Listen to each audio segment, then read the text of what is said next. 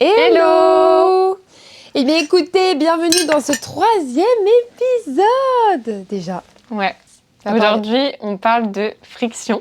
C'est ça. Et bah c'était pas un mot qui m'inspirait de ouf au début. Hein. Moi, plus. Ouais. Parce que il est, encore une fois, il est biscornu, il est à double tranchant, il a un champ sémantique infini, donc ça me parlait beaucoup. Ça te parle? Bah oui, il me parlait pas trop. La première chose que j'ai pensé, c'était les, je te l'avais dit, les plaques tectoniques, voilà, les plaques terrestres qui se touchent et en friction, quoi. Est-ce qu'on se donne une petite définition? Allez, j'en ai une, t'en as une aussi? Ouais, Parfait. Allez, tu commences? Je commence, allez. Alors moi j'ai écrit la friction, c'est le frottement entre deux surfaces qui s'opposent à un mouvement. C'est une résistance, mais sans elle, rien n'avance. En physique, la friction, elle permet le mouvement contrôlé. Sans elle, on glisserait sans direction. En création, la friction, c'est le choc entre deux idées, deux visions et deux énergies. C'est ce moment où quelque chose résiste, où l'inspiration ne vient pas et où l'ego s'en mêle. Enfin, j'ai écrit « mais c'est aussi l'endroit où naît la lumière » parce que la friction crée la chaleur, le feu et l'étincelle. Et enfin, j'ai écrit « la friction, c'est la tension nécessaire à toute création, ce frottement entre le confort et l'inconfort, entre ce qu'on est et ce qu'on veut devenir. » Waouh, comment faire pour passer après toi quand tu as donné une définition comme ça?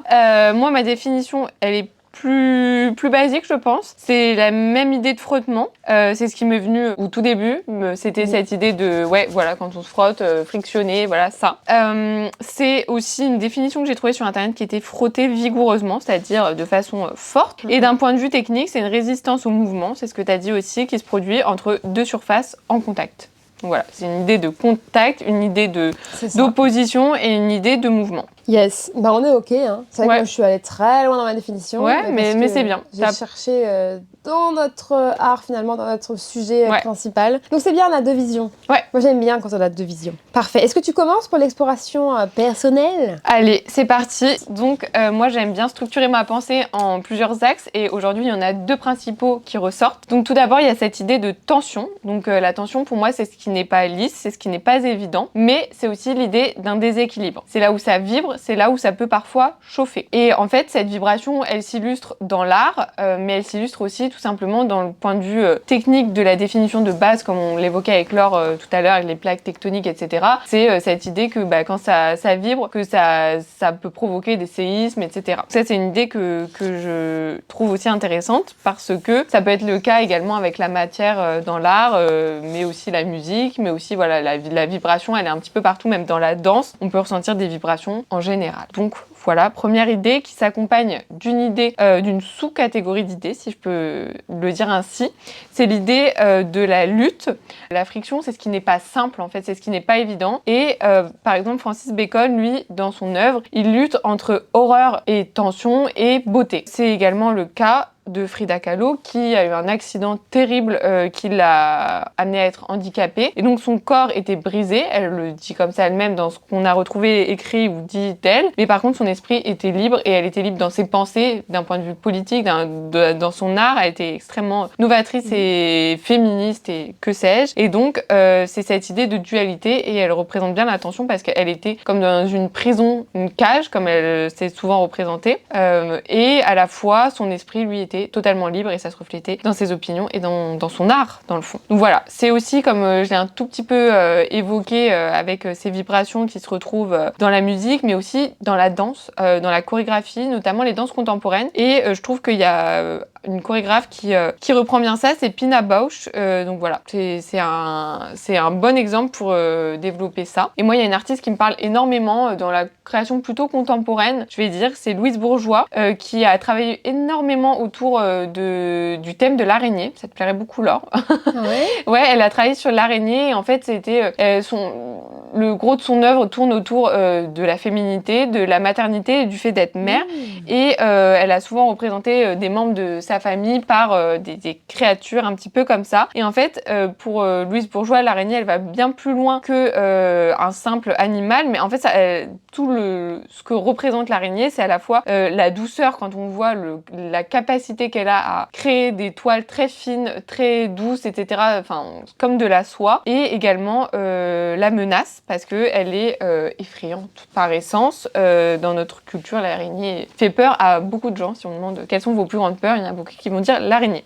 Oui. Donc voilà pour mon premier point. Le deuxième, c'est celui qui découle de la tension et de la friction, c'est celui de la transformation. Si la résistance, elle finit par céder, elle donne lieu à la transformation. On en revient à nos plaques tectoniques, parce que j'aime bien l'idée que Laure a employée au début, mais en fait, c'est jamais plus pareil après un séisme, un tremblement de terre, etc. Il y a toujours de la transformation ici négative, mais pour moi, elle peut être aussi positive, notamment dans l'art et dans le questionnement même intérieur, etc. Si on va un petit peu plus loin, mais plus une lutte est forte, plus la mutation l'est également. D'un point de vue un peu plus culturel, parce que je me rends compte que je parle souvent beaucoup d'œuvres, mais je m'intéresse énormément à la pop culture, à la culture en général, à la mode aussi, et à tout ce qu'on appelle les sous-cultures, c'est ça que je cherchais comme mot. J'aimerais bien prendre l'exemple de Virgil Abloh, qui, lorsqu'il travaillait chez Louis Vuitton et Off-White, a dit que la créativité, c'est quand deux mondes qui ne se rencontraient jamais se percutent. Et en fait, pour lui, la friction, elle a toujours été présente dans son processus créatif, parce que il a toujours été entre le luxe et la culture de la rue, mais c'est le cas de d'autres designers, je pourrais parler des heures, mais c'était déjà le cas à l'époque de Coco Chanel, qui a fait rencontrer des cultures un petit peu plus populaires avec, enfin voilà, elle dit que c'est une enfant de la rue et qu'elle rencontre la culture populaire dans ses créations, okay. Mais voilà. Ok, bah écoute, on a une vision complètement différente, j'adore, mais on en reparlera après, parce qu'il va falloir que je parle de ce que moi j'ai pensé ce mot finalement, de mon expérience, exploration personnelle. Moi, la première chose que j'ai vue du coup après cette définition, c'est la divergence entre moi, mon art et les autres. Donc la première chose que j'ai écrit, c'est que moi dans mon art, j'ai jamais connu de friction avec moi-même, enfin pour le moment, dans le sens opposition d'idées, parce que j'ai toujours créé seule et que depuis que je crée seule, j'ai jamais eu affaire à des interventions extérieures qui vont critiquer, juger ou émettre un avis sur ce que je crée, et de toute façon c'est quelque chose que je vais pas forcément chercher non plus, voilà. Je sais de suite ce que j'aime ou pas, je fais confiance à mon intuition, je sais de suite si je suis sur la bonne voie ou si je le suis pas, parce que mon intuition elle me le dit tout de suite si je suis raccord avec ce que je fais, si ça a du sens ou non, et donc je pense que je peux être en friction avec moi-même, mais c'est pas quelque chose que je visualisais au moment où je l'ai écrit, quoi, au moment où j'ai fait ce petit travail. J'ai toujours des milliers d'idées qui me viennent en tête, et du coup, là, peut-être que la friction aurait pu rentrer. Je l'avais pas visualisé comme ça, mais du coup, c'est vrai que j'ai tellement d'idées que des fois, du coup, il y en a certaines que je ne peux pas prendre, et donc du coup, ça crée une certaine friction parce que je dois faire un choix. J'ai pas le temps de faire toutes les idées que j'ai en tête. Mais par contre, c'est vrai que c'est pas l'inverse n'existe pas en moi, en tout cas pas encore. Je pense que je suis pas encore assez connue pour que l'art que je vais partager sur mes réseaux sociaux soit critiqué, critiquable, que les gens osent émettre un avis en commentaire, parce que y en a pas de commentaires, donc forcément quelqu'un qui veut aller à l'encontre de mon sens n'ose pas, je pense, vouloir émettre son avis. Je pense qu'il se le garde pour lui, parce que c'est sûr il y en a, mais voilà, il les partage pas.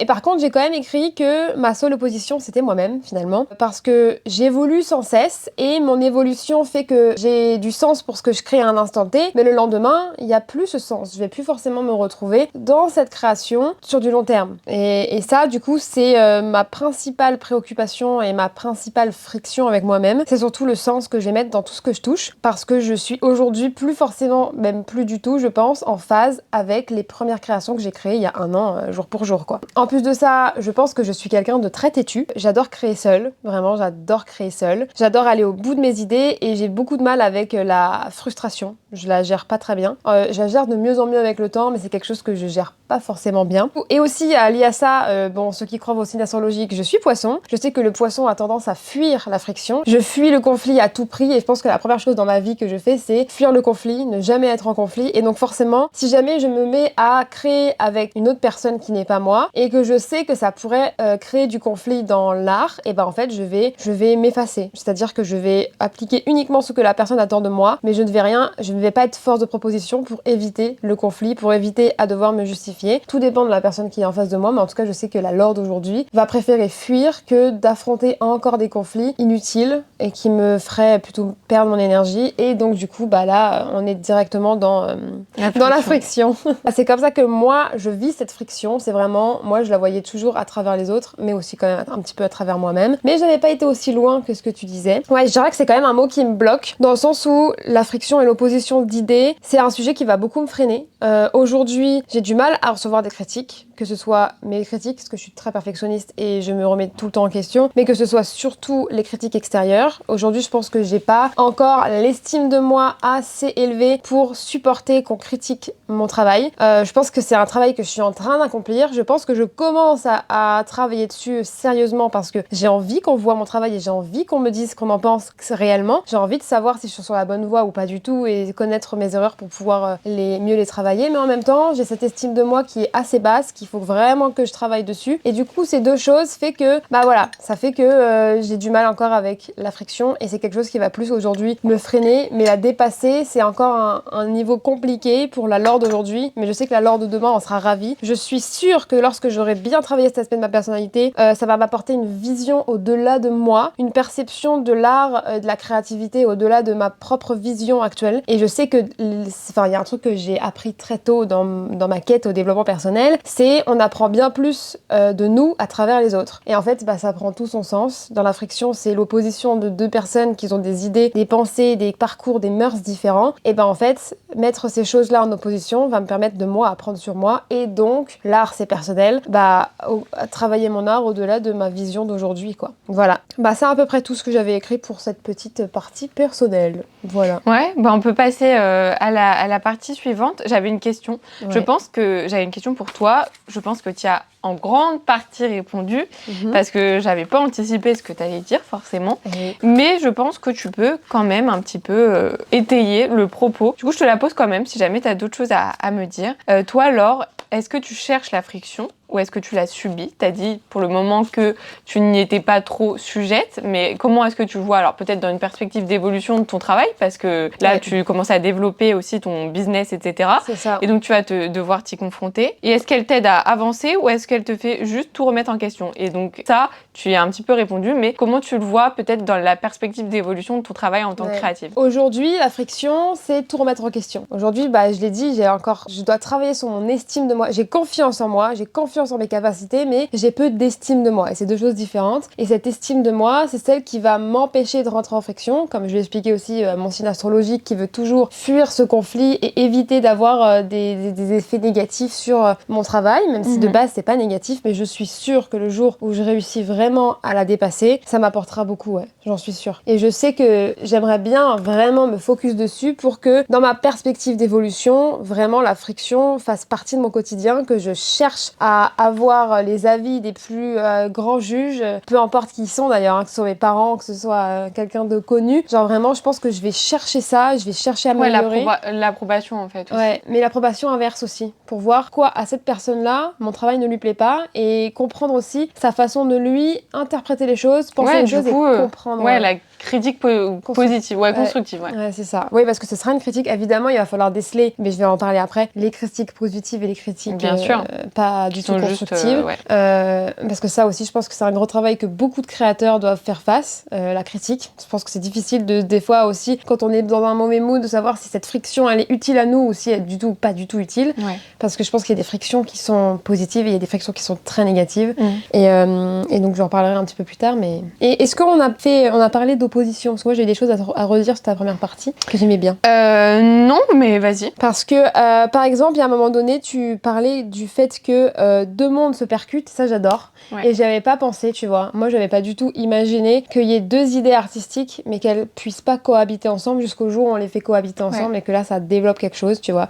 Parce que peut-être aussi que moi, comme j'ai dit, j'ai toujours 1000 idées. Et donc, du coup, toutes mes idées, je les percute forcément toujours les unes aux autres. Bon, j'ai pas le temps de tout faire, mais...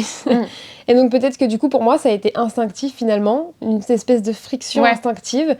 Et que du coup, tu vois, j'avais pas cette vision-là de la friction et de la vibration, si j'ai bien aimé. Ouais. Le fait que tout vibre, tout bouge, et que du coup, un tremblement de terre, demain, il y a tous les immeubles qui changent en raz-de-marée, et il faut tout reconstruire, et en fait, on reconstruit tout en mieux, même si ça part d'un drame, et le drame finit par être positif. Donc du coup, j'aimais bien cette partie-là de l'opposition de deux idées, mais pas forcément à nous-mêmes, pas forcément à quelqu'un, mais juste nos deux idées. On a deux idées qui se complètent pas, et bim, opposition, friction, et ça crée quelque chose de nouveau. Ça, j'adore. Je regarderai L'araignée de Louise Bourgeois. Et après, t'avais dit la lutte avec soi-même. Ça, c'est vrai aussi. Ça, j'avais pas forcément assimilé au début. Et c'est vrai qu'on peut être en lutte et en friction constante avec nous-mêmes. Ouais. Mais est-ce que ça arrive à beaucoup de personnes, hein, pas qu'aux créatifs, etc. Mais je pense que nous, dès les premiers épisodes, on a un peu parlé de ça, toi, avec ce côté créa que tu avais, que tu refoulais peut-être un petit peu pour les attentes de la société, etc. Mais c'est vrai que c'est quelque chose que je pense auquel beaucoup de personnes font face. On a tous énormément dans notre caractère, dans tout ça, de contradictions, je pense. Vraiment. Et parfois, on a des contradictions et des oppositions qui nous ralentissent juste, qui sont juste des freins, parce que comme tu le dis, la peur, la peur, etc. Tout ce que tu disais, ça se recoupait un peu avec le syndrome de l'imposteur. T'as toujours peur de pas être légitime, etc. Et en fait, je pense qu'il y a beaucoup de ces peurs et de ces frictions qui nous empêchent d'avancer, alors que si on est en paix avec le fait qu'on ait beaucoup de choses opposées, je pense qu'on peut plus avancer et du coup créer. Et je vais répondre aussi à la question que je t'ai posée, du coup. Moi, la friction...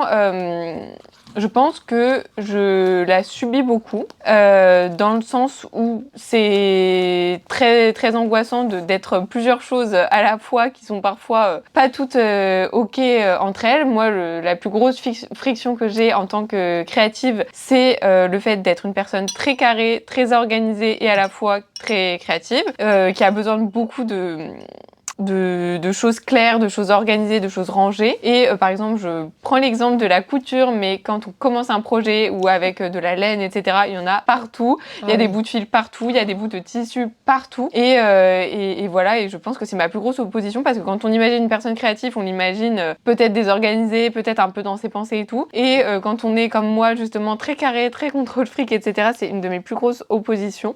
Donc c'est vrai que la friction, je la subis la plupart du temps, mais...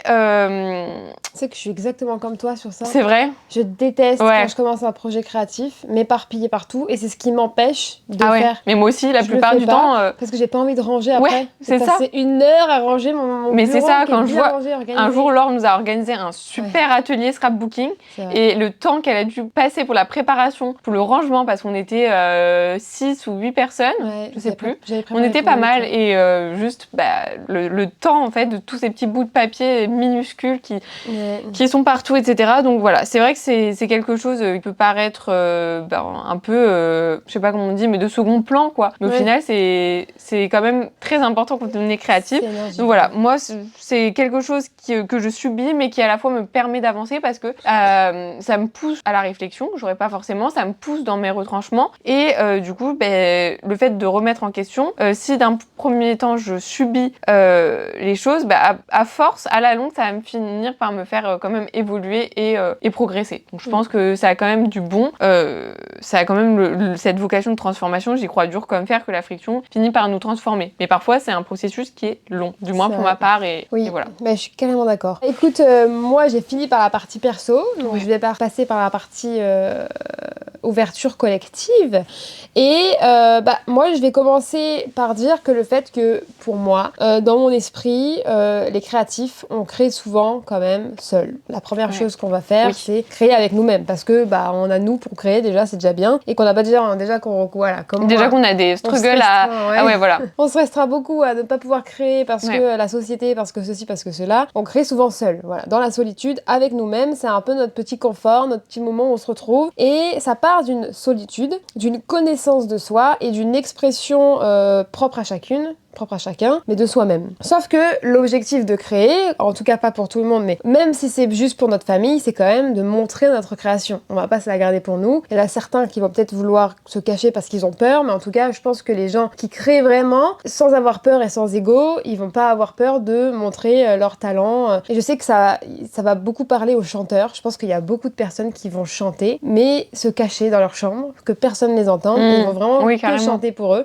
Et ça, je suis sûre qu'il y en a certains qui oseront jamais le partager de leur vie, et c'est trop dommage, parce que l'objectif, et je sais très bien que ces gens ils rêvent d'une chose, c'est de faire des scènes, d'avoir du monde qui les écoute et qui découvre leur talent, que ce soit de chanter, mais que ce soit aussi d'écrire des chansons propres à eux. Mais voilà, moi je pense que l'art c'est pas destiné à nous, c'est quelque chose en nous, mais qui est destiné à être visible. Et donc du coup, faire passer un message. L'objectif de créer, c'est de faire passer un message, quel qu'il soit, juste du beau ou qui a un sens profond, politique, peu importe. il y a un message à faire passer à chaque fois qu'on fait une création. Il y a un objectif, un but, un sens, c'est réfléchi. Et on a tous déjà émis des critiques sur un artiste. C'est obligé. On a tous entendu une chanson qu'on n'a pas appréciée pour telle ou telle raison, propre à nous. Que ce soit un tableau, une œuvre, une chanson, un livre, peu importe. Chaque création, même un objet créé avec des mains, un objet, même un vêtement, ça reste une création, quoi. Et on a tous des goûts, on a tous une façon de voir l'art, une façon de comprendre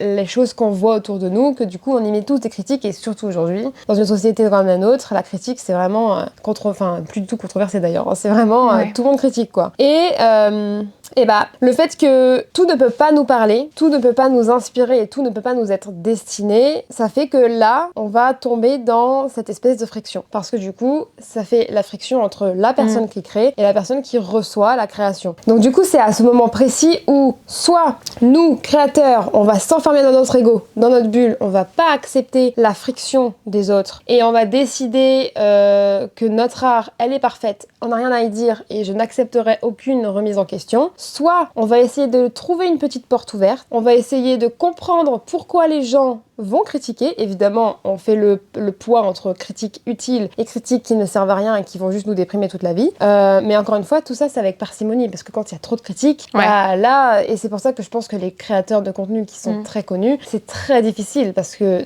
trop de noir, bah après tu t'es submergé, quoi. Ouais, et tu peux plus voir dans ta création. Donc en fait, tout ça, c'est encore une fois une question d'équilibre. Non, on l'a dit en même temps, j'adore. Mais donc du coup, s'enfermer dans son ego et croire que son travail, il est parfait, qu'il n'y a rien à y dire, je pense que c'est se tirer une balle dans le pied déjà. Et au contraire, si jamais on laisse une petite porte ouverte à la critique, on essaie de la comprendre, là je pense qu'on peut trouver des choses, une dimension qu'on n'aurait pas imaginée et qui va nous apporter une facette de notre art, de nous-mêmes, de notre façon de nous exprimer qui n'a plus rien à voir et qui du coup va provoquer ce tremblement de terre finalement en nous et qui va nous permettre de créer une prochaine œuvre avec ça en tête. Et en fait, je pense que chaque œuvre va pouvoir évoluer. En fait, je pense que si on n'accepte pas la friction et que si on n'accepte pas l'avis constructif des gens qui nous entourent et des gens qui vont consommer finalement notre travail, nos messages, nos mœurs, et bah on s'enferme dans une bulle où plus aucune perspective d'évolution n'est possible. On peut pas évoluer avec nous-mêmes, on évolue forcément avec les autres humains. En fait, tous les humains, si on croit un petit peu au développement personnel, on est tous connectés et on crée jamais sans cette connexion. Quand on crée, pour moi, genre on a un truc en nous qui veut se faire voir, qui veut prouver quelque chose et pas qu'à nous-mêmes, vraiment aux autres, aux humains, quoi. Donc voilà. Et enfin, j'ai écrit que en physique, la chaleur, elle naît du frottement. Sans friction, il n'y a pas d'énergie et donc il n'y a pas de feu. Donc ce qui veut dire que la friction, c'est une source de vie et c'est un vrai moteur. Mais attention à ne pas se brûler. Moi, la friction, en fait, je veux essayer de ne plus la voir comme un conflit, mais comme un moteur d'action, parce que clairement, il y a l'essence même du mouvement, c'est souvent cette friction. Ça peut être autre chose qu'une friction, mais en tout cas, friction dit mouvement. Donc, je le vois comme un moteur de mutation, de création, de transformation. Et c'est la friction d'un point de vue sociétal, c'est ce qui bouscule les genres, etc. Souvent, on voit que quand il y a une culture, il y a une sous-culture, c'est-à-dire quelque chose d'alternatif qui vient bousculer les codes et qui après devient la norme. Ça a été le cas, par exemple, des mouvements culturels comme le mouvement punk, etc., qui étaient des sous-cultures et qui ont bouleversé les normes. Et sans friction, on n'a pas de changement politique, mais aussi idéologique. C'est ce qui bouscule aussi les genres, les identités et voilà, et les cultures d'un point de vue plus général. Donc en fait, pour moi, je le vois comme une forme d'ouverture d'esprit, de liberté et d'ouverture aussi culturelle, d'ouverture à l'autre, et avec l'autre, on en revient au même discours que l'or, avec l'autre, le moteur de friction, de changement et d'évolution possible.